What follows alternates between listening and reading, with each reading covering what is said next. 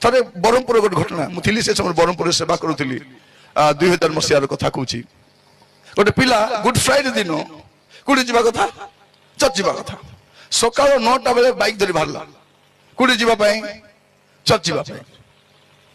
Church ଯାଉଛି ବୋଲି ସେ ଗୋପାଳପୁର ପଳେଇଛି। ବାପା ମା ଭାବୁଛନ୍ତି ଚର୍ଚ୍ଚ ଯାକେ ଯାଇଛି ବୋଲି। ଗୋପାଳପୁର ଯାଇ ବୁଲାବୁଲି କରି ଆସିଲା ବେଳକୁ କଣ ହେଇଛି, ଗୋଟେ ଲୁହା ରୋଡ ନଉଥିବା ଟ୍ରାକ୍ଟର ଯାଉଛି, ଏ ପିଲା ବାଇକ ରେ ଗଲା ବେଳକୁ ପୁରା ସ୍ପିଡ ରେ ଗଲା, ପୁରା ଗେଞ୍ଜି ହେଇଯାଇଛି, ମରିଗଲା। ବାକି ପିଲାମାନେ ଆସି କହି ମିଶା ନାହାନ୍ତି।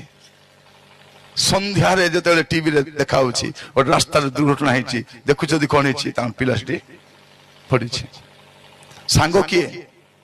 ସାଙ୍ଗ ସିଏ ଯେ ଆପଣଙ୍କୁ ଅବାଟରେ ଯିବା ପାଇଁ ଅଟକାଇବ, ଯେ ସାହାଯ୍ୟ କର ସାଙ୍ଗ ନାହିଁ। ମୁଁ ସକାଳେ ଜଣେ ଭାଇଙ୍କୁ କହୁଥିଲି, ତମ ସାଙ୍ଗ କିଏ? ଯେ ତୁମକୁ ମଦ ପିଇବା ବାଲା ସାଙ୍ଗ କିଏ?